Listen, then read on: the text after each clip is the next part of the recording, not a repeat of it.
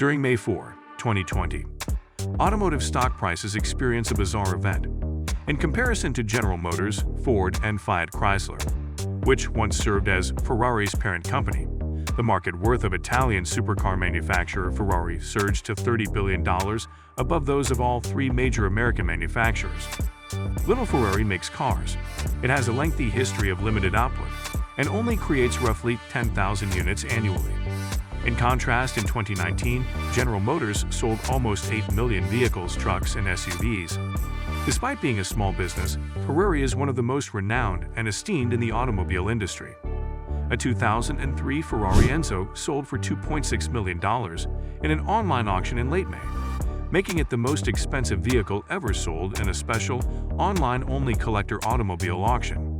The world we live in is getting noisier all the time. I like to say that things are happening more and more. More and more things are vying for your attention. And in such a world, if you have a brand that can stand out, one that is well known to everyone, and that can sort of cut through and rise above that cacophony, you have a very valuable brand. In the automotive industry, Ferrari would be a prime example of one of those brands. Ferrari is arguably the brand that has given Italy its reputation for manufacturing some of the quickest, sexiest, and most visually stunning automobiles on the planet, aside from rival Lamborghini. Because of its enviable reputation, Ferrari stakes that it can use that name to sell products to its hordes of fans who cannot buy a 6- or 7-figure sports car. But this wager is by no means a secure one. Stamping the Ferrari name on apparel, goods, and even amusement parks runs the risk of watering down the brand, especially if the recognizable stallion insignia appears on some less than premium goods. The business has admitted this. Ferrari has also struggled in Formula One, the international racing division where top automakers compete for recognition on a global scale. An inquiry to Ferrari was not answered in time for this article. Long-term changes in the auto industry, and really in the concept of mobility as a whole, could even have an impact on the demand for exotic sports vehicles. As we transition towards a more electric society, shared mobility may become more prevalent in place of individual vehicle ownership. Do you know if a company like Ferrari has a place today? You know, Enzo Ferrari, the company's founder, and an Italian race car driver who had been competing in Alfa Romeo automobile races since 1924, gave Ferrari its moniker in the 2040s and 2050s. Ferrari established his own racing team, Scuderia de Ferrari, in 1929. It is still active today and is situated in Modena, Italy. Scuderia de Ferrari began as an Alfa Romeo-focused racing team. However, a decade or so later, Enzo founded a company named Alto of your constituency Tony and relocated his headquarters from Modena to Maranello, which would later become known as the fabled home of Ferrari. You know, Enzo Ferrari knew he needed to sell a few cars to regular customers in order to fund his racing program when Ferrari was a car firm that wanted to compete. That was indeed the company's founding credo and ethos. The owner aimed to accomplish that. In 1945, Ferrari hired engineer Joaquin Colombo to create a completely new vehicle for him. The 125C, produced in 1947, was Ferrari's first racing vehicle. It had a 12-cylinder engine, which was eventually replaced by the 166 Integra, a street car that was regularly seen on Ferraris. Ferrari entered the premier international racing series Formula One a year later and won its first world championship 2 years later. The Ferrari brand has always been centered on racing. The oldest Formula One team is Scuderia Ferrari, which has also constantly competed in prestigious events such as the endurance races in Le Mans, France, and Daytona, Florida. You know, they've also been involved in a lot of other motorsports, and unlike other brands, they've always tried to keep it relatively pure, you know, sports and Grand Touring cars. It's the only brand that has been continuously involved in Formula One racing since 1950 when a world championship was established. Being a small automobile manufacturer with a specialized product is never simple. Many of these automakers have either partnered with larger businesses or been fully bought. Ferrari was the same. In 1969, the Italian manufacturer Fiat acquired a 50% investment in the business. In 1988, it increased its ownership to 90%. Pietro Ferrari, the son of Enzo Ferrari, owned the remaining 10% of Fiat in 2016. Ferrari was created by Chrysler as a distinct publicly traded corporation that uses the ticker symbol RACE. Ferrari is undoubtedly best known for its automobiles, but the firm has increased the reach of the Ferrari brand outside of the exclusive, limited community of racing enthusiasts and supercar enthusiasts. Sergio Marchionne, who died. He was a charismatic CEO of Fiat Chrysler, who, until his passing in 2018, also served as Ferrari's chairman and CEO. In 2014, he expressed the opinion that Ferrari's future extended far beyond the world of motorsport. According to Marchionne, "I truly believe that Ferrari is practically incidental to vehicles." Before the business's initial public offering, despite how sacrilegious it may sound, it is a genuine premium brand. Marchionne said Ferrari was worth at least €10 billion, $11 billion, or $11 billion, prior to its initial public offering. Some experts believe that figure to be a bit high. At least one valued the company at about half that amount. The corporation is worth about 3 times that, however, if market capitalization is any indication. The company's revenues have not tripled in just a few years. Instead, the business and investors have gambled on the underutilized strength of Ferrari's brand awareness.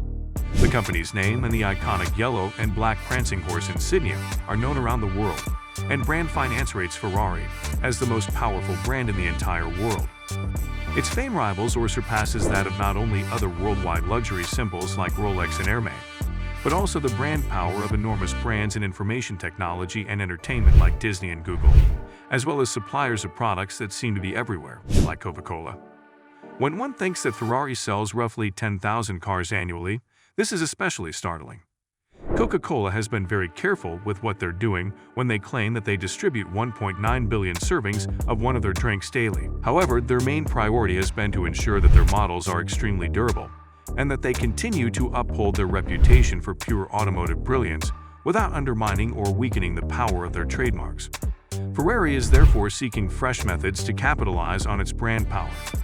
According to the corporation, within the next 10 years, branded goods will account for 10% of earnings before interest and taxes. This includes products like apparel, coffee mugs, and watches. The business runs its own storefronts and also conducts internet sales. Ferrari has imprinted its brand on a variety of items throughout the years, including some pretty unusual ones like Mahjong sets and Acer laptop computers. There is a Ferrari World theme park in Abu Dhabi as well, replete with roller coasters, so there is undoubtedly room for significant financial gain with that brand. In other words, if it's tightly related to their brand and experience, like in the instance of the theme park, that's probably a positive thing since you can keep the connection and keep the brand's customers' perceptions of it intact. And you exercise considerable influence over that. Of course, there are dangers involved. In papers, the corporation admitted that its efforts to increase customer reach through merchandise can occasionally go wrong. Branding is a complex process. Exclusiveness contributes to Ferrari's distinctive brand identity. The company opted to lift its once rigorous manufacturing restriction of 7,000 automobiles per year, which resulted in the 10,131 cars it sold in 2019. The wait list for Ferrari vehicles can be very long.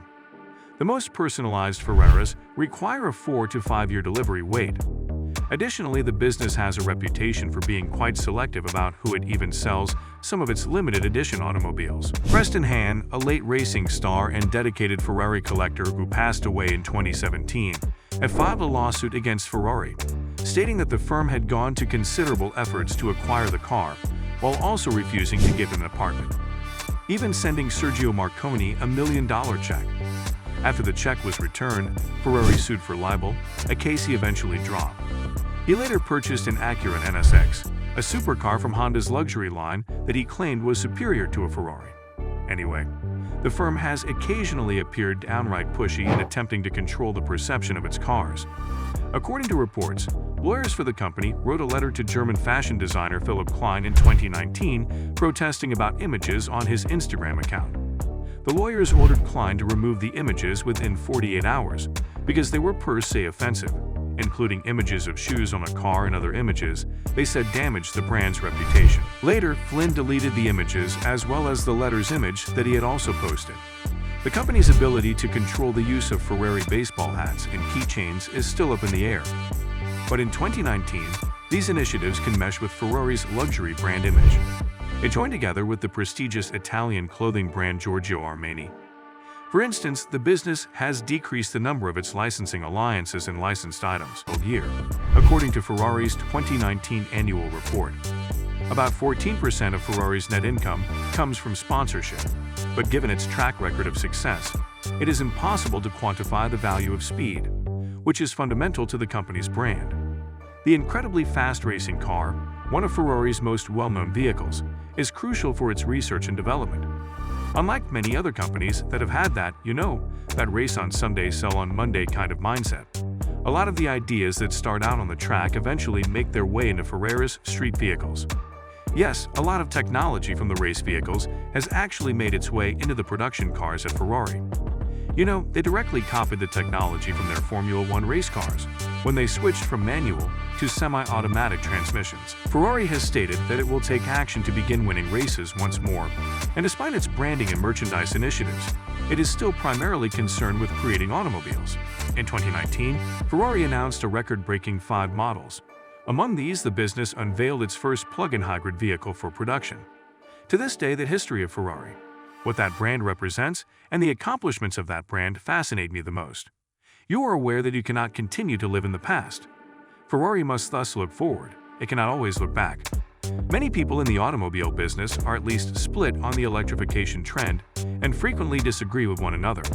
On one hand, many view it as an inevitable and welcome development that lessens pollution while providing performance that is often equal to or even better than that of traditional methods. However, some claim that driving a supercar is part of the excitement of having one. High-end engines' distinctive engine notes also contribute to the overall experience. Some contend that some of the unique performance features of automobiles risk being lost. The performance of different engine types varies greatly, although some contend that electric motors are more susceptible to commodification. Well, I suppose the kind of roar of the engine is one of their most distinguishing features. Their brand is constantly being driven by the engine.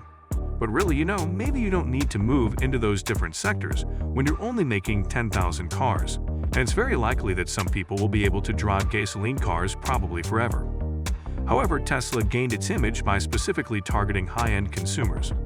Tesla's Roadster and the following Model S and X models focused on luxury and lightning-fast acceleration, in contrast to earlier attempts at electric and hybrid automobiles that highlighted their environmental friendliness. When Tesla unveiled its performance car, the Model S, in 2016, Elon Musk, the company's CEO, bragged that only a select few vehicles could match the Model S's 2.5-second 0 to 60 performance. The Porsche 918 Spyder was one, and the Ferrari LaFerrari was the other. In addition, Ferrari is developing a sport utility vehicle with the working title Pluto Sanghi, which translates to pure blood or thoroughbred. The coronavirus epidemic poses a serious threat to the global automobile industry, but the high-end market is, for better or worse, fundamentally different from the rest of the industry. Investors appear to be wagering that businesses like Ferrari, which only serve the wealthy, could be a little bit more shielded from a downturn in the economy. Always make at least one fewer car than is needed, making sure they aren't overproducing, making sure production is in line with demand so they can maintain their prices and avoid having to lower them or offer incentives for their vehicles, and managing that so that they are also managing their costs concurrently to preserve their margins. The margin for Ferrari also doesn't hurt, based on the cost of the cars and their annual production volume. Some analysts claim Ferrari makes an average profit of almost $80,000 on each car it sells. That much money could purchase a high-end Mercedes, BMW, or Porsche. Its margins are solid at roughly 24%, unlike about 5% for the majority of other automakers. The business increased its dividend by 10% in 2020 compared to the prior year. But it is not impervious to attack. Ferrari announced its May financial results and decreased its prior forecast for net sales to between $3.7 billion and $3.9 billion from $4.5 billion. From a top range of $1.56 billion, it reduced its expectation for adjusted earnings before interest, taxes, depreciation, and amortization to a top range of $1.31 billion. On a conference call with investors, CEO Louis Camilleri stated that while the company has observed orders being canceled in the USA and Australia, there had been no warning signs up to this point. Nevertheless, Ferrari's performance exceeded expectations and gave investors hope despite the unheard of economic climate. What Ferrari produces is not necessary. It isn't food, soap, or toilet paper. However, Ferrari has developed a renowned brand over many years. It also offers a product that ardent customers will wait 4 years for, spend millions for, and even sue for. That could be a very safe bet in its own right. We appreciate you taking the time to visit with us. Give this video a thumbs up if you like it, and subscribe to our channel to never miss another one.